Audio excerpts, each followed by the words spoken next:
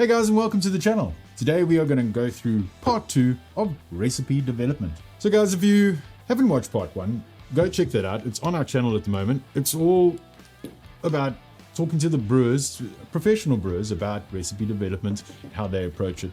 Some of the key aspects that those guys had said, there are a few. So one of them is know your process. Know how you got to brew your beer, all the little kind of nuances, all those little bits and pieces. Know your ingredients, know your equipment. These are all vital in getting your beer brewed at the end of the day. And this isn't just for recipe development, it's for brewing beer in general. Quick interlude. Can't start a good video without a good beer. Another key thing that one of the brewers actually mentioned is record everything. Write down everything that you're doing through the day, beginning of the day, after the day. Recording everything from any little tiny tweaks that you've done along the way. Even if there was a mistake, record it. Down to even what your beer tastes like. Put that all on a brew sheet. At the end of the day, you've got all the information. So the next time you're wanting to brew a beer like that, or that exact same beer, got everything down in front of you, you're able to refer back to it and check where you can maybe do some tweaks along the way. Now this might sound a little bit tedious, but it's the only way you're going to really learn about what needs to be done or what things that you could do to change, you know, if you've got it all on a piece of paper in front of you. Another part that a lot of the brewers actually spoke about was changing one variable at a time. What do we mean by that? Well, if you are maybe changing the amount of hops, or changing the hops themselves, or playing around with boil temperature or water profile, only change one aspect at a time. This is so that you can track and trace what is actually changing a beer. If you change 5 things or even 3 things, you're not going to really know what caused the changes, maybe if it's improved or if it hasn't improved. Changing that one little aspect will let you know at the end of the day what needs to maybe be done in a further brew. Also, using online tools like Brewer's Friend or Brewfather or Beersmith, and using online resources and forums and Reddit and stuff like that will help you understand a little bit more on the different aspects of your particular beer. You want to start pretty much the end result. If you're wanting to make an IPA, get an IPA recipe, look at how it's built, look at how you would want to change it. And the most important part, the biggest important part, is it's to your taste. Make sure you're making a beer that you're going to enjoy. At the end of the day, you're the one that's going to drink it. You want to share it with your friends, but your flavors, if you're wanting it more sweet, adjust it. If you're wanting it drier, adjust it. It's all about what you want to make. It's homebrew. It's your home. It's your brew. That's one thing that Mel from Heaney's actually said, is listen to everyone, but follow no one. Meaning, listen to everybody's advice, listen to what everybody's saying, but at the end of the day, it's up to you. All right, so in this video, one of the key things that a lot of the brewers said is know your ingredients. Know your ingredients because they are basically raw materials. There are going to be changes and variables in every single batch. Know what to look out for in those variables.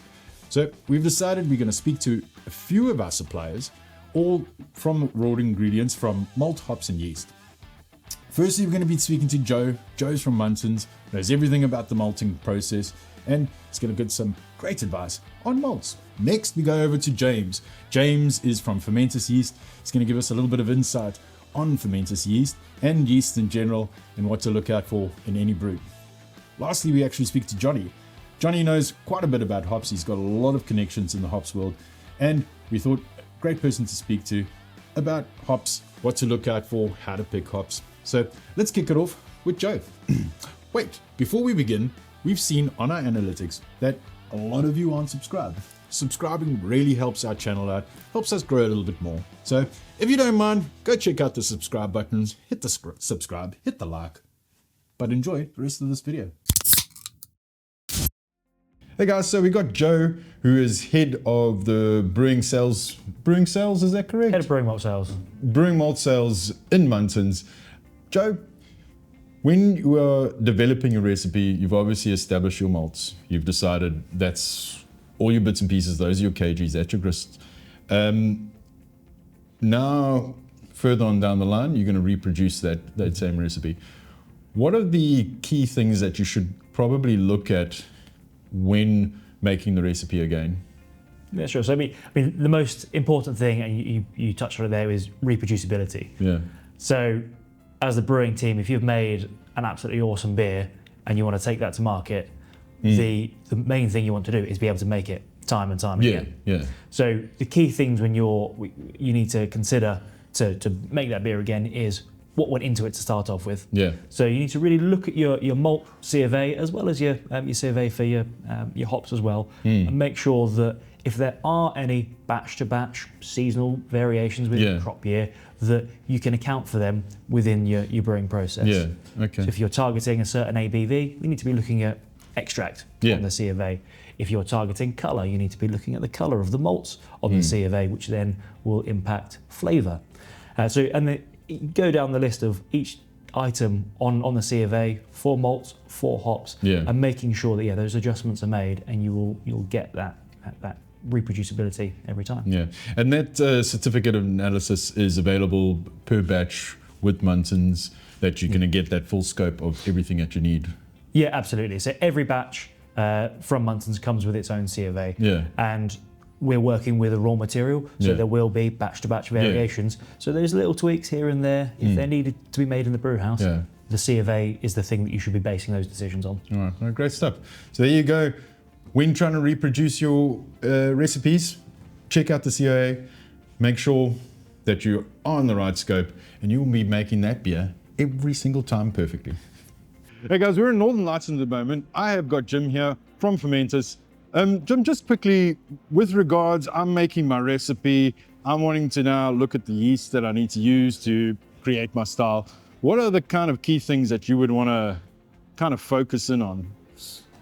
I guess, first of all, you need to find the yeast that's going to, mostly fit the style of beer that you're making. So if you want to make a wheat beer, don't use a lager yeast. If you want to make a lager beer, don't use a wheat beer yeast. Right. So first of all, that's what you need to identify is what style of beer do you want to make. Yeah. So, there's a lot of different yeasts out on the market.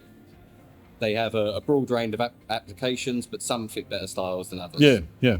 Okay. So if we take the example of a New England IPA, you want to have a soft body, you want to have a soft mouthfeel, you want to have a lot of body, but you also want it to be really fruity, tropical fruit, citrusy. So, you wouldn't use a Saison yeast to make a New England IPA. It's going to dry it right out and you're going to lose all of those characteristics that you want. But likewise, don't be afraid to experiment. New beer styles come around and, things change. Not everything is constant.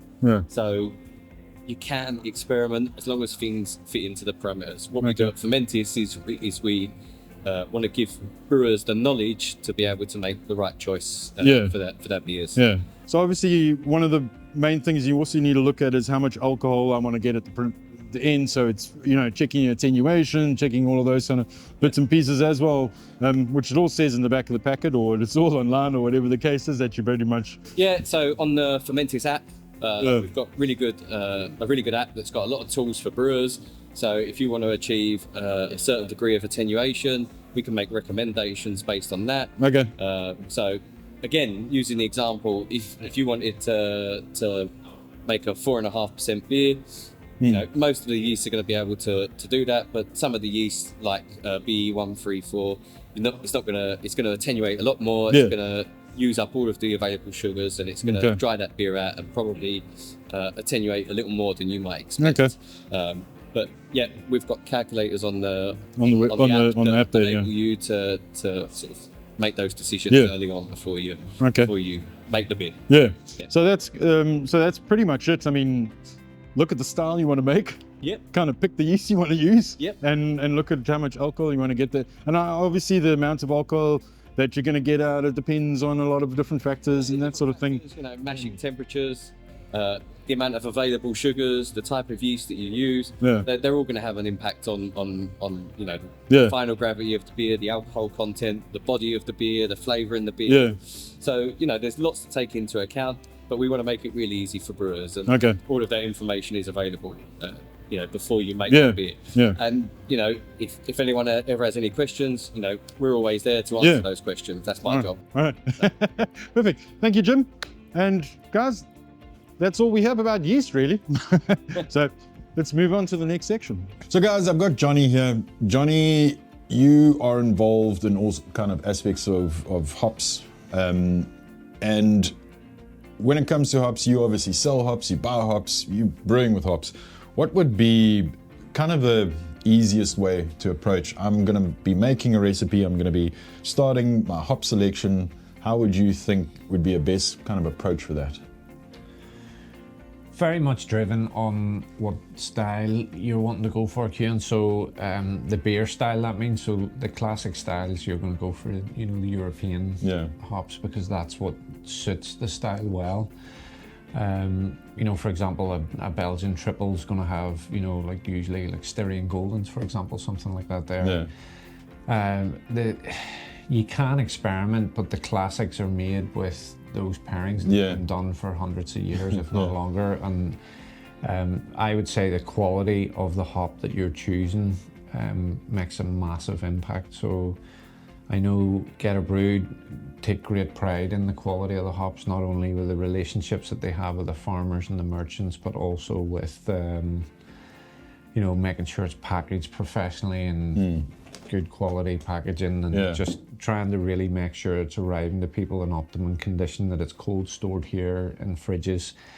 But look, what hop to pick? I would stick to the classic styles to start with. As time goes on, obviously you learn a lot about hops, what hops play well together, what hops make other hops shine.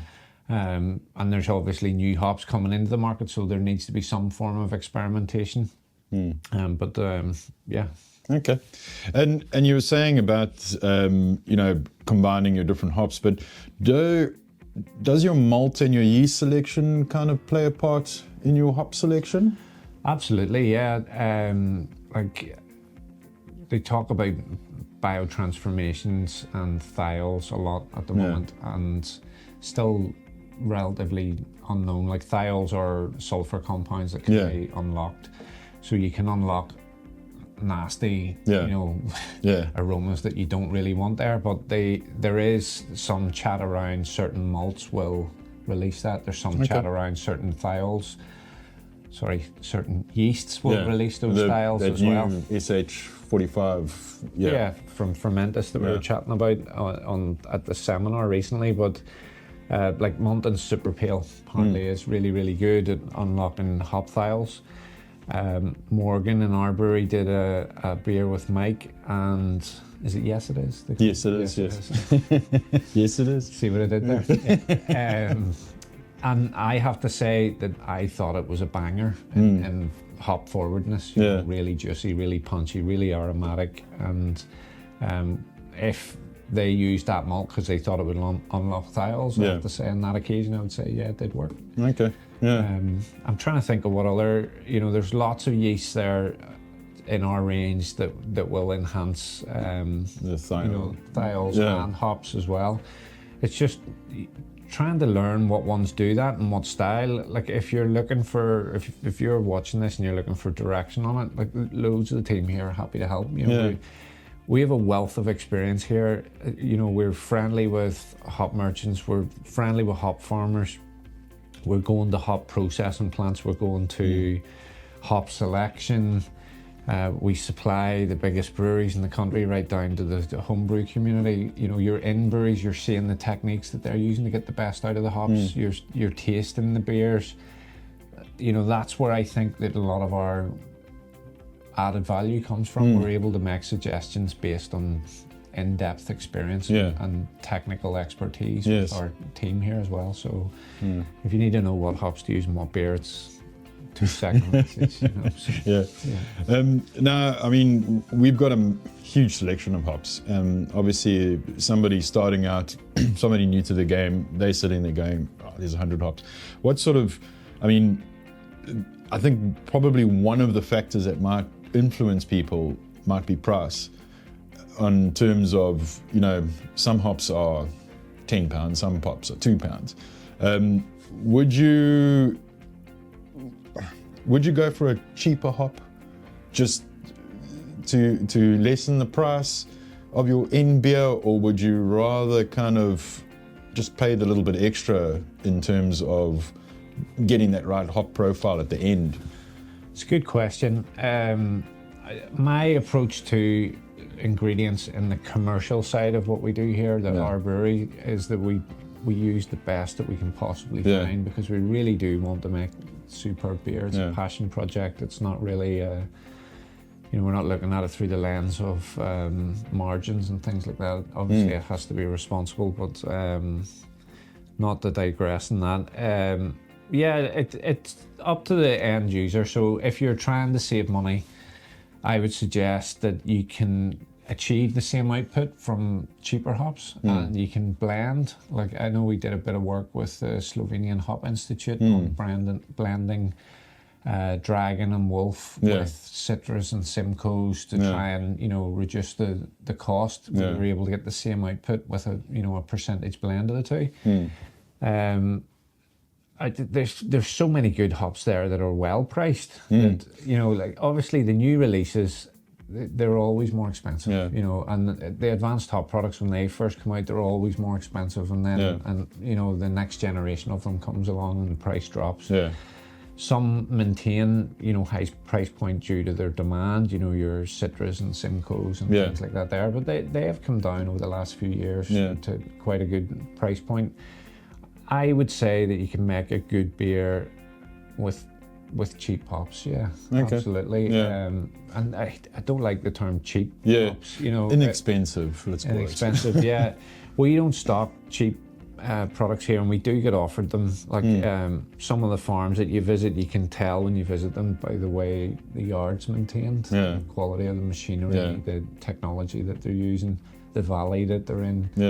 That means something to us, and we do put a value in that. Like a lot of the European hops, we could buy them significantly cheaper. We've been offered them significantly cheaper. But with relationships with the farmers, and we care about those relationships, and the quality is there to be seen when you can see the equipment they're using isn't tired, it's well maintained. You can tell by the quality of the way the hops are strung. You can tell when you meet the pickers and the growers and the processors that they're happy at the work. That means more to us than saving €2 a kilo on getting something made cheaper elsewhere. So, Right. And I know hops are obviously playing a big part on bitterness, aroma, flavour, and again, to do with costing wise, I mean, you wouldn't go put an expensive aroma hop into your bittering side of things. So you'd kind of have to balance that out and rather go for maybe more an expensive hop for your bittering side, or would you rather try and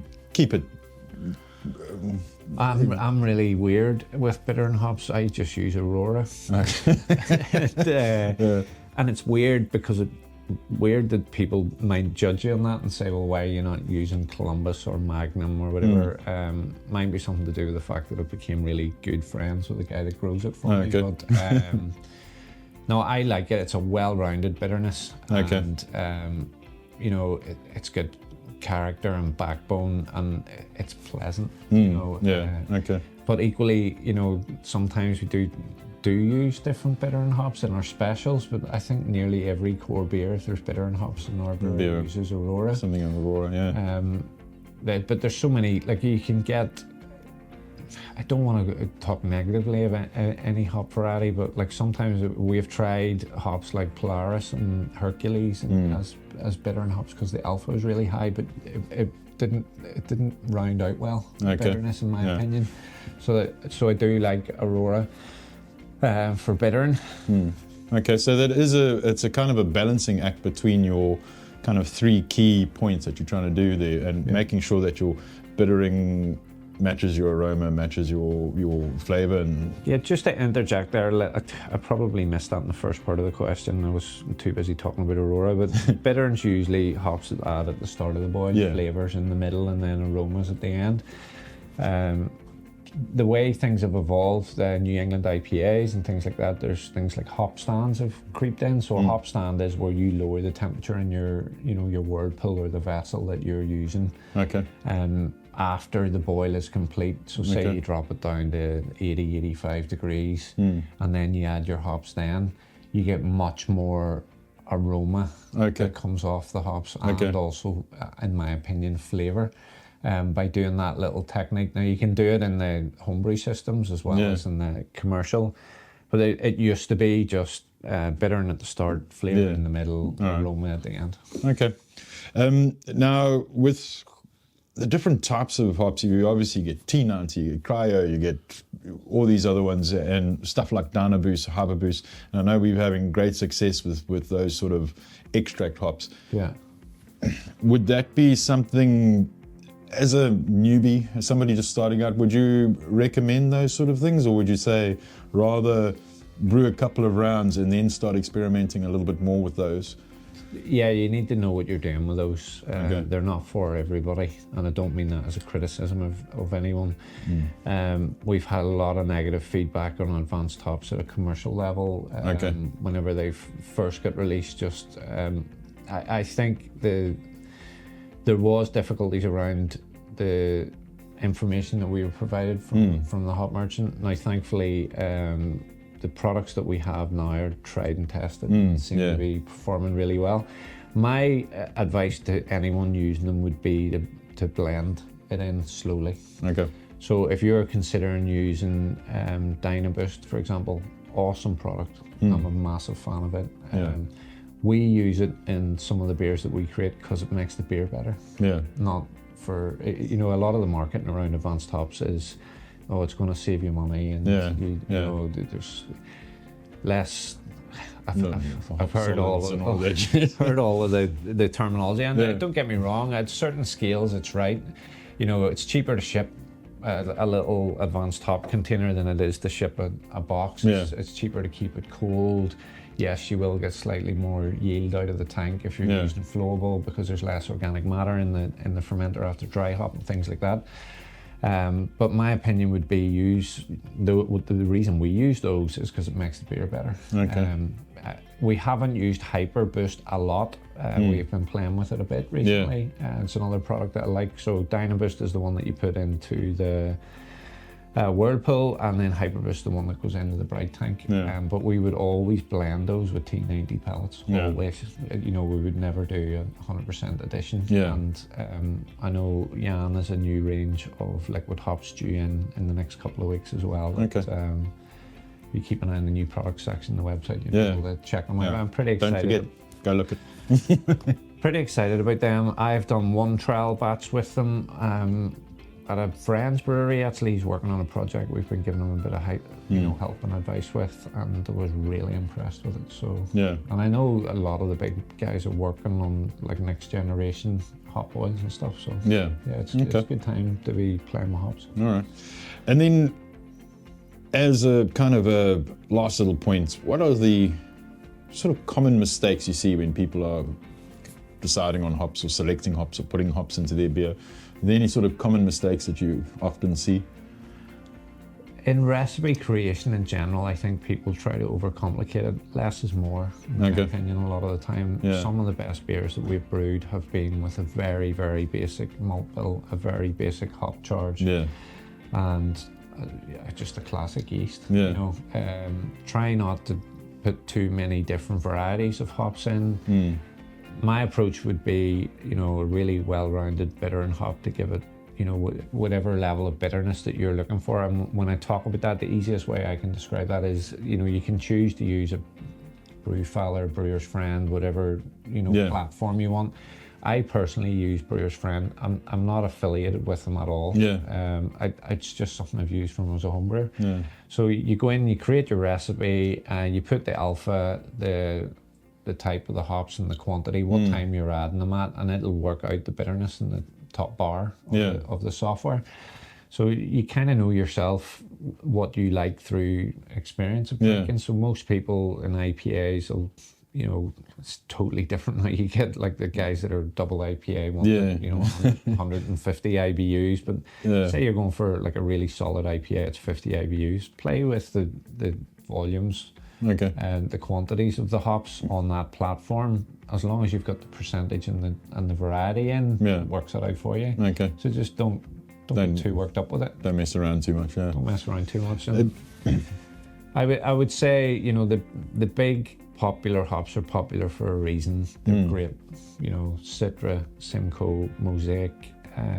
Those hops will always make a really delicious IPA. But if you're price sensitive, like Cascade's an amazing hop. It's probably one of the cheapest of the big American hitters out there. I'm a big fan of Centennial. Like Hernan's put a little sample of Centennial on the table there. There's hops for everybody. Great stuff. So there we go, guys. There's hops for everybody. You can check it out on our website right now. And that'll be it. Yeah, look, if you need help designing a recipe or what hop to select, or indeed, you know, how to get access to certain hops on a commercial scale, or if it's just a home brewer that has no experience, we're here to help you. That's why we create blogs. That's why we make videos. That's why we're doing this right now. Yeah. Awesome, guys. Thank you. Thank you.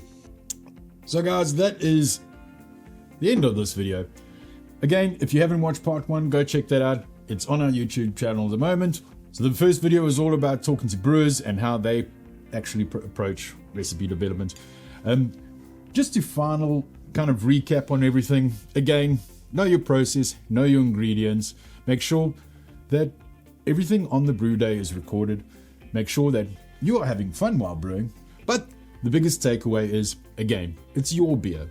You want to brew it the way that you want it. Make sure that you are getting the right flavors and taste. And that's what this video is all about. How to improve your beer so that you can make better homebrew at any time. And as always, guys, enjoy the beer and happy brewing.